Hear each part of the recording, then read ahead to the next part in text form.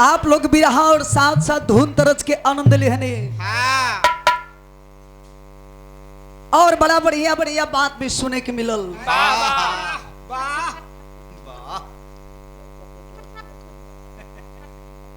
त्रिभुवन जी हड़बड़ी में काम गड़बड़ हो जाला। हाँ होला होला आ जौन काम धैर्य से होला, सोच विचार के होला, वो काम बढ़िया होला। तब का मैं बड़ा आनंद आवेला। कहेला आदमी के नया लुगा 9 दिन लुगरी बरिस दिन। अरे हमारे बीच में स्वर्गीय हैदर अली जुगनू जी नहीं है और पूजनीय हमारे गुरुजी रमाधार गुरुजी नहीं है और लाल जी लहरी गुरुजी हमारे बीच नहीं है, लेकिन जो आप उनका नाम बेच करके अपना सम्मान बढ़ाना चाहते हैं, गलत बात है।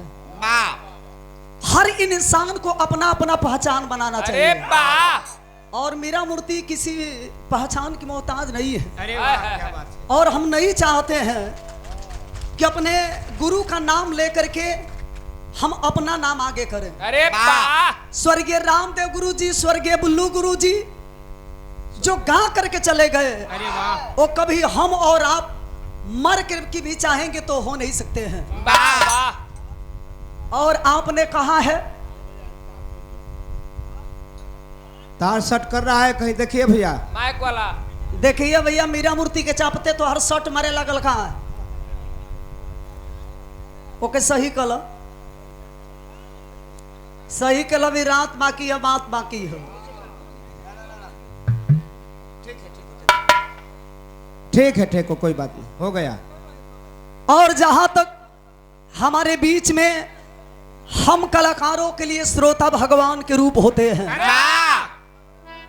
हम केवल हम गायक कलाकार, चाहे गायिका हो चाहे गायक हो, हम केवल जिला वाइज नहीं हो सकते हैं।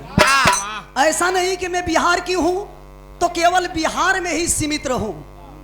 कलाकारों की कोई जात नहीं होती और कलाकारों का कोई जिला नहीं होता है। और आपने जो बांटने का काम कर रहे हैं त्रिभुवन जी, सिल्ड आपको मुबारक हो, मीरा मूर्ति की जरूरत नहीं है। हाँ, हम लोग पाकिस्तानी नहीं है। कह रहे हैं कि स्वर्गीय हैदर गुरु जी जिला का मान और सम्मान बढ़ाने का काम किए थे। वो काम अगर आप करते तो अच्छा लगता है। वो तो करके चले गए। हाँ सकती है कभी कागज के फूलों से। एक बात और बताना चाहूंगी आप सबको कि जिस भी भीषण की बेटी का नाम इन्होंने क्या बताया, सुषमा की क्या? सुषमा बताया। लेकिन अगर आप सबके हाथ में अगर मोबाइल हो तो सर्च करी, विभीषण की बेटी का नाम था त्रिजटा।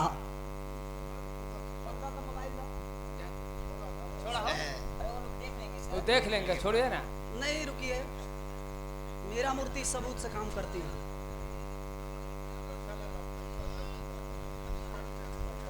अरे छोड़िए ये गूगल थोड़ा महाराज अपना को। जूम कीजिए, कैमरा जूम कीजिए, जूम कीजिए कैमरा।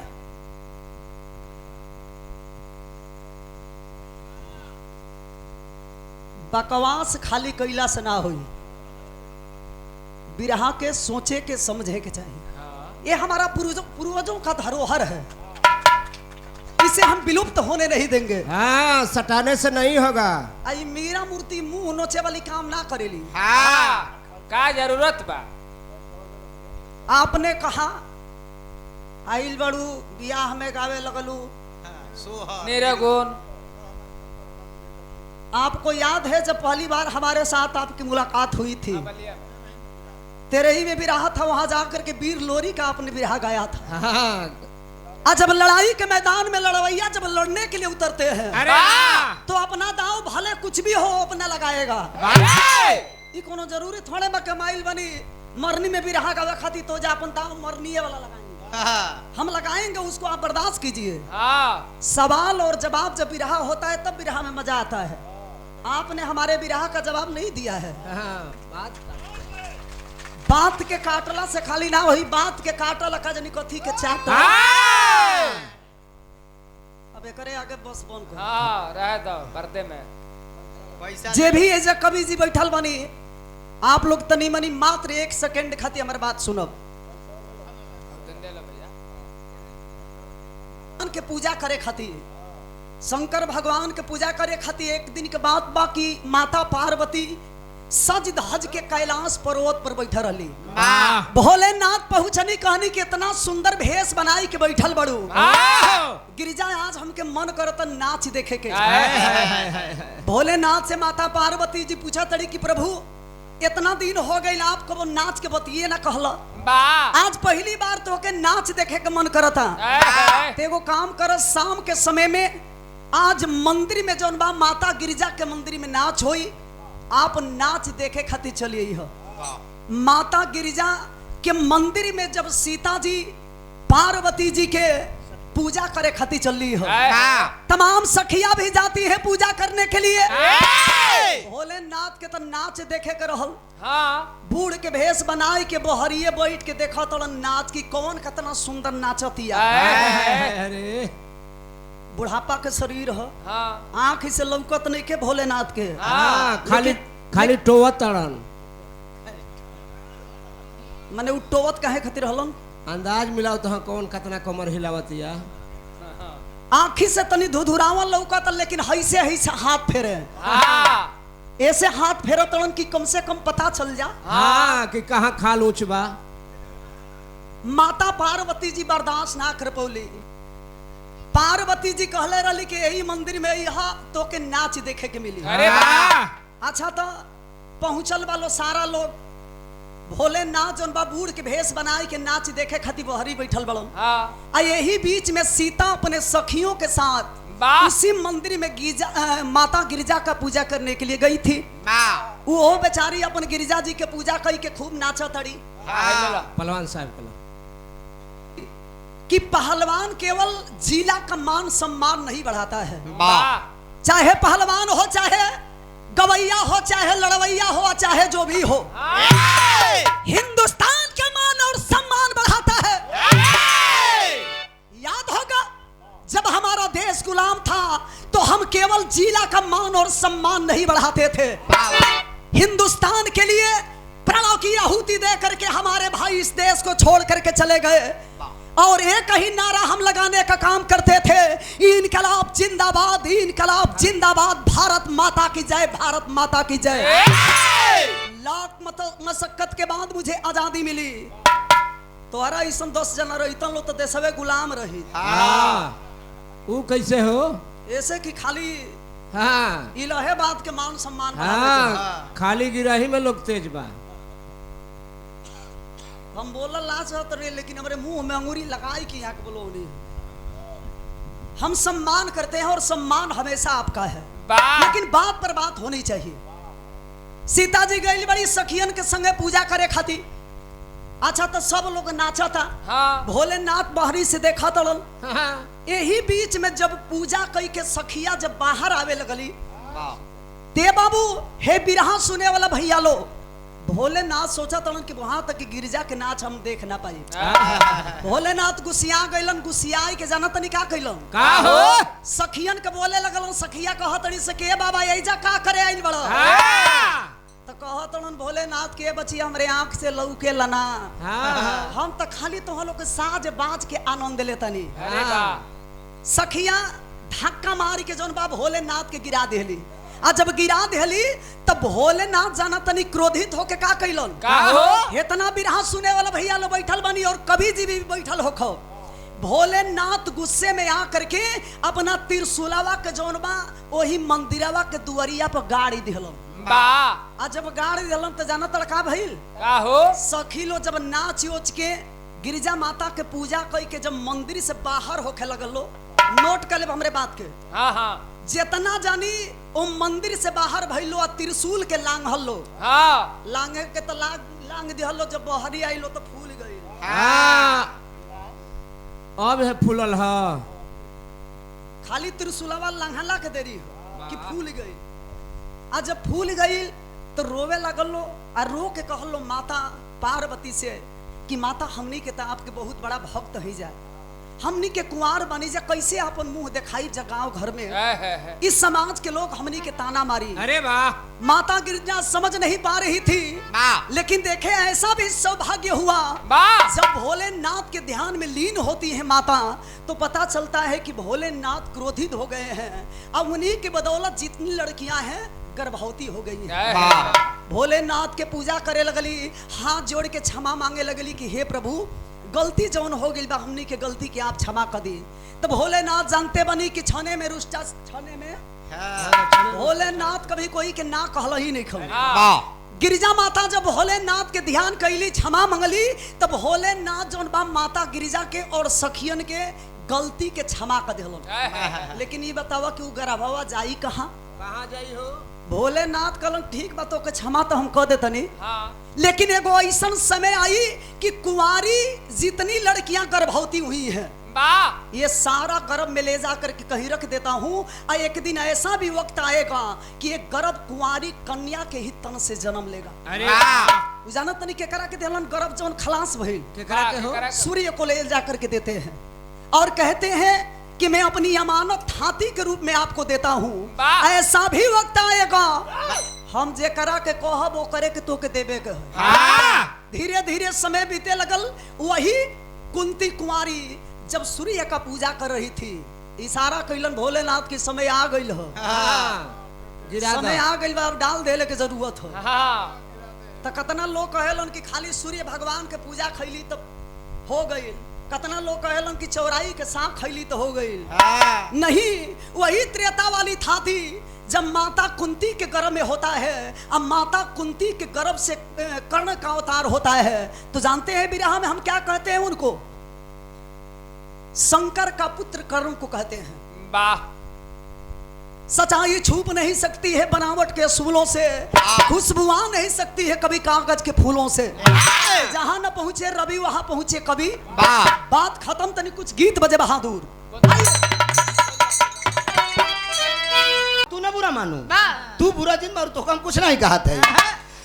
कहा टंगिया में टंगिया साटा वाली नहीं हो, ननदी भौजैया ए पहलवान वही ऊपर ऐसे डाल के हिला वाली नहीं रे, ननदी भौजैया ऊपर ऐसे डाल के हिला वाली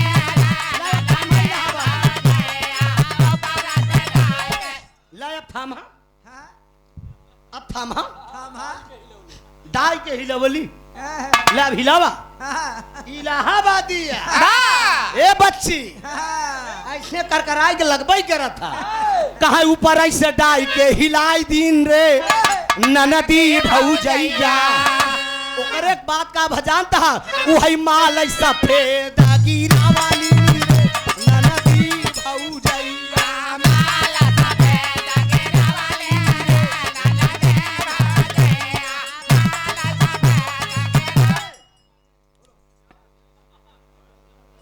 हाँ कि अरे जब सब चाहिए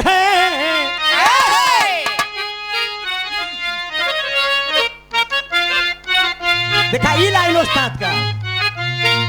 अरे जब सब चाहिए अरे सुघरी वाला। ये बतावा ये आजकल का नौकी मिली है माँ सब बेकार हो जाए से गर्दा हो जाए। कि जब सब चाहिए अरे सुघरी वाला तैयार काला चेहरावा का होए। जब सब चाहिए सुघरी वाला अरे काला चेहरावा का होए। जब चाहिए सुघरी वाला काला चेहरावा जब सब चाहिए अरे सुघरी वाला दीवान जी है काला चेहरवा का होए। मीरा अब तू काबू फिर अपने गुरु को नाम लेते रहे। हमार बाप ऐसा है सुना, हमार बाप जितना जोत जाए सुना केहू के बाप में ताकत नहीं उतना जोते। ये बात सही कहते गलत।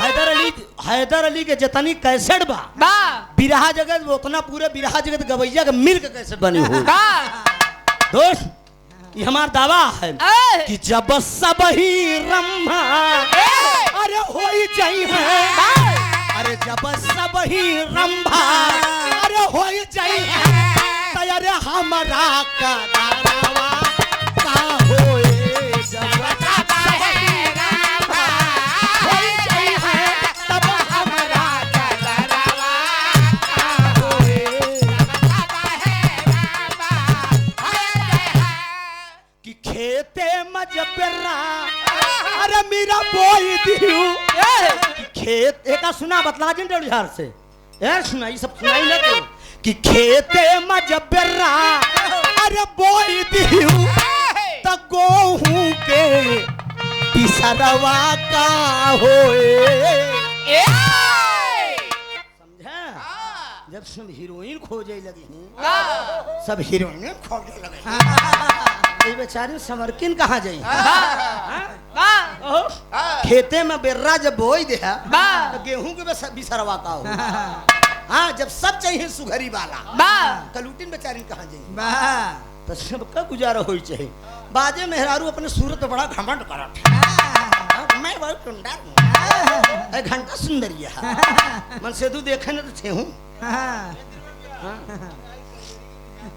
जंग बहादुर चे थे हमने पुरस्कार दिया हमें मंच पे बुलाए कलाकार मंच पे गया बैठा रहा हाँ ओम प्रकाश तू बताएं दे ओम प्रकाश यादव रंगपूरा फाफा मऊ लहरी गुरु के शिष्य अच्छा एक बात बा गद्दार तब भी थे और गद्दार अब भी जान ला गद्दारन का कमी नहीं बा जान ला हुआ के तनी बात हो गिरी हुआ एकदम मारी मारा के नौबत आई गिरी पहलवान तो रहा ना लेकिन यहाँ ऐसी बात नहीं होगी आप सबसे मतलब नहीं बे आप सबसे मतलब नहीं बे हमका दोनों जने के लड़ाई दे हमका दोनों जने के लड़ाई दे शील्ड जे का चाहिए ओका दे नहीं कि दे दे अपन लेके चली जही बढ़िया कोनो दिक्कत नहीं बे देखा आप एक गीत अभी मीरा मूर्ति ने सुनाया है ऐसे भाई साहब या कमलेश भैया बैठा है बनारस में रजनीगंधा जब पहला कार्यक्रम रहा हमका नवा लौंडा समझ के रजनीगंधा चैलेंज कर दी कहा चपली इलाहाबाद नजर आलो तने तो हमारे ताव चढ़े हमरे ताव चढ़िए हम के कैसे तू चपबू हम बिना चपवाए आज जाब डायरी बंद करो हमारा तुम्हारा मुजबारी गाना हो तब चापी चापा फरियाई अभी इन्होंने एक लोकगीत गाया रजिस्टर खोल के गाय हुई चाहे वही खाता खोले हमसे मतलब पोस्ट काट है सोचा इन्होंने एक लोकगीत गाया अचरज अपने गीतों का इन्होंने रहस्य छिपा दिया इस गीतों का रहस्य इन्होंने छिपा दिया रहस्य को खोला नहीं एक ऐसा रहस्य छिपा कर गीत में भी गा रहा हूं आप लोगों को ये अपने गीतों का रहस्य खोलेंगी तो मैं अपने गीतों का अगली राउंड में रहस्य खोलूंगा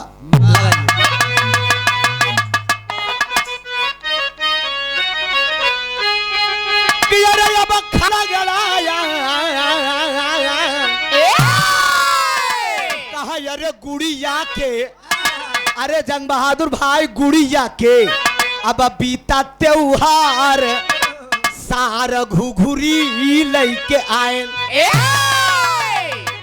लाइन पूर्वजन का लेकिन खियामे के बगिया रहा ने कुजड़ा आम रखावत रहा वही गांव में एक बड़ी तनी के ओस टाइप के रही लबर चटनी टाइप के रही और पहुंची कुजड़वा भर के बाजारे में आम लेके चला के पहुंची लपक तोड़ ले और जब तोड़ ले तो कुजड़वा डाली पर से कूद के छैलाई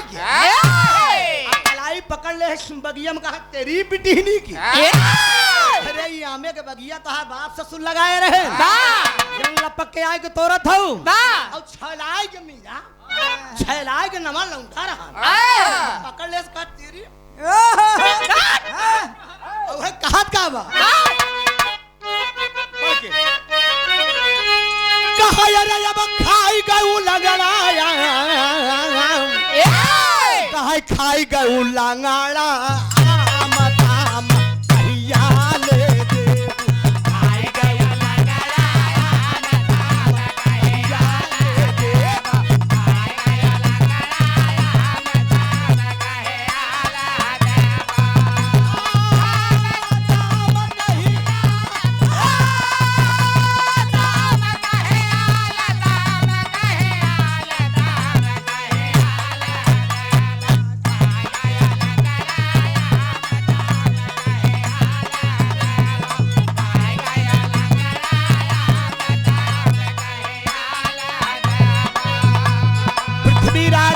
जी आप कुशमीपुर लंगड़ीपुर के धरती से 101 रुपया का पुरस्कार भैया का बंधन है, अभिनंदन है। अरे ए गोरिया तोरी चढ़ाली जवानिया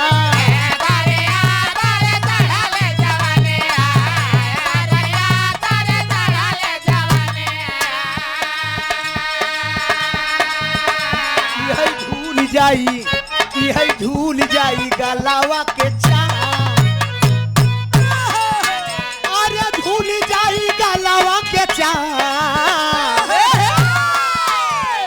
झूली जाई गलावा के चाम दाम कहिया लेते झूली जाई गलावा के चाम दाम कहिया लेते।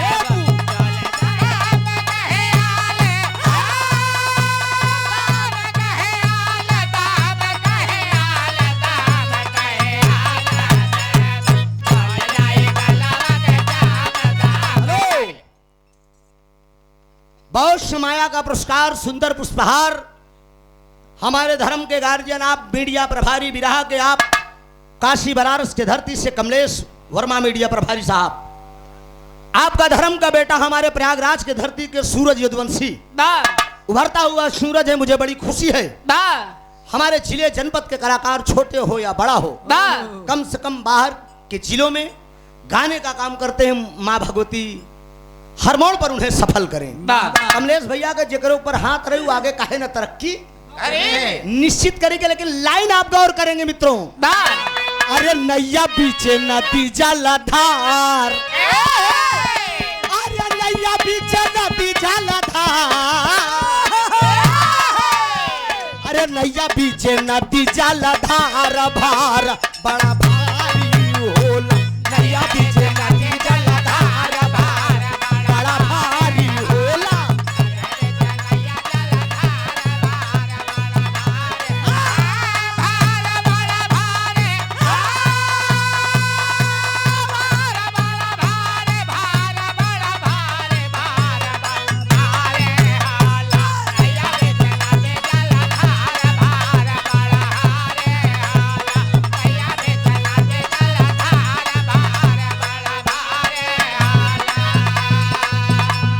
अरे राह चलता हम ऐसन देखा,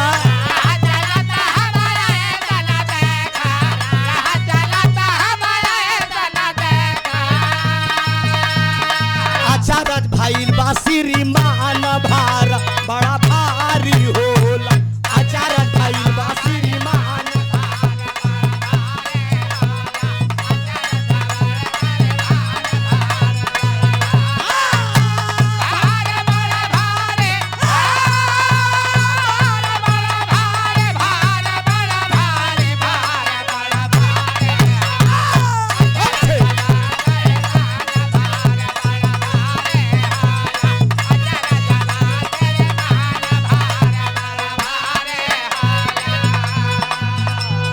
सर के ऊपर सरयब रखे,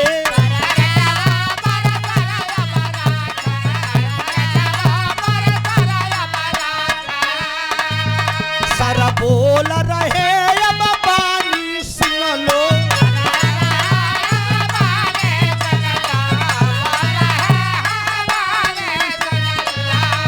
भार बड़ा भारी होला, भार बड़ा भारी होला, सारा से बोले हैं तार तार भार बड़ा भारी होला, सारा से बोले हैं तार तार भार बड़ा भारी होला, सारा से बोले हैं तार तार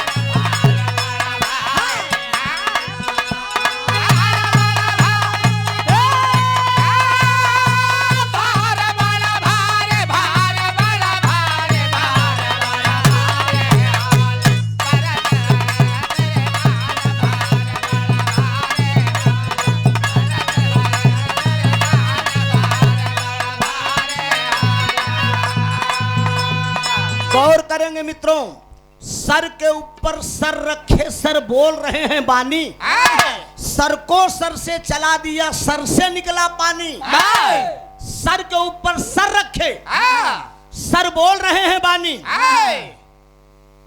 सर को सर से चला दिया सर से निकला पानी, सर से बोले हैं करतार भार बड़ा भारी होला। सर से बोले हैं करतार कि अरे भावारा फंसा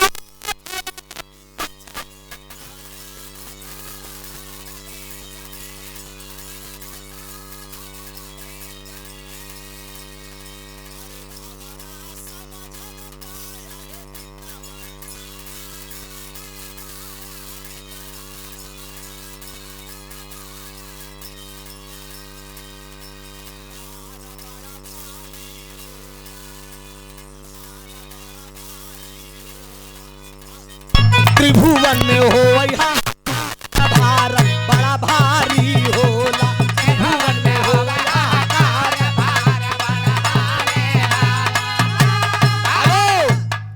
भौरा फंसा भंवर बीच में भौरा समझ न पाया। भौरा निकला भंवर बीच में गुलशन में भौरा आया। त्रिभुवन में हो हाहाकार भार बड़ा भारी होला। सोचा 3 अंगुल की छोकड़ी 4 अंगुल का पेट 7 अंगुल की लाल लेकर रही सेत पल्ले। मेहरारू 3 अंगुल की बा 4 अंगुल को कर पेट बा 3 अंगुल की छोकड़ी 4 अंगुल का पेट हाँ 7 अंगुल की लाल लेकर रही सेज पर यह रहस्य बबलू हैदर छिपा बा। भेद खोला तब जाता है कि जब अगला खोलता है। क्या बात है। बालादीन यादव